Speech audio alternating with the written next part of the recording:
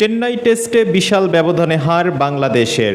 চেন্নাই বিশাল ব্যবধানে হেরে গেছে বাংলাদেশ। 515 রানের লক্ষ্যে ব্যাট করতে নেমে 234 রানেই অল আউট হয়ে গেছে নাজমুল হোসেন শান্তর দল। এতে 280 রানের বিশাল ব্যবধানে জয় নিশ্চিত হয়েছে ভারতের। আজ রোববার 4 উইকেটে 158 রান নিয়ে চেন্নাই টেস্টের চতুর্থ দিনের খেলা শুরু করে বাংলাদেশ।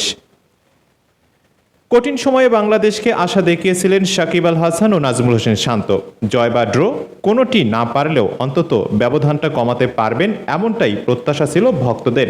কিন্তু ভক্তদের প্রত্যাশা পুরোপুরি পূরণ করতে পারেননি সাকিব শান্ত। 48 রানের জুটি করে আউট হয়ে যান সাকিব। 56 বলে 25 রান করে সাজঘরে ফেরত যান টাইগার ব্যাটার।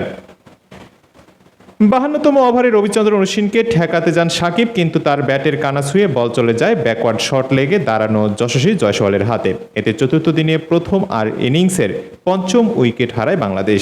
পিছে এসে টিকতে পারেনি নতুন ব্যাটার লিটন দাসও।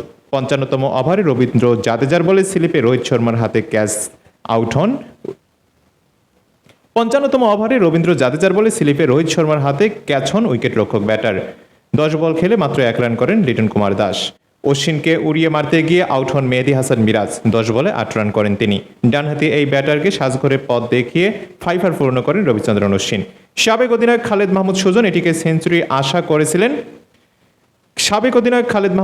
একটি সেঞ্চুরির আশা করেছিলেন শান্তর কাছ থেকে, কিন্তু শেষ পর্যন্ত সুজনের সেই প্রত্যাশা পূরণ করতে পারেননি শান্ত। সতীর্থদের সহায়তা না পেয়ে ধৈর্য হারান এই ব্যাটার। মারতে যান বড় শট, তাতেই গড়বড়ে করে ফেলেন বাংলাদেশ অধিনায়ক। জাসপ্রীত বুমরার বলে উড়িয়ে মারতে গিয়ে এক্সট্রা কাভার অঞ্চলে জাদেজার হাতে ক্যাচ হন শান্ত। 127 বলে 82 রান করেন তিনি। এরপর আউট হন তাসকিন আহমেদ, করেন 4 বলে 5 রান। অশ্বিনের ষষ্ঠ উইকেট শিকার হন তিনি। 14 বলে 7 করে জাদেজার বলে হাসান মাহমুদ বোল্ড হলে চেন্নাইয়ের ব্যর্থ মিশন শেষ হয় বাংলাদেশের।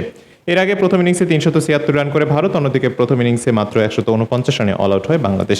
বাংলাদেশের লক্ষ্যমাত্রা ছিল 515 রান। শেষ পর্যন্ত 280 রানের ব্যবধানে জয় পায় টিম ইন্ডিয়া।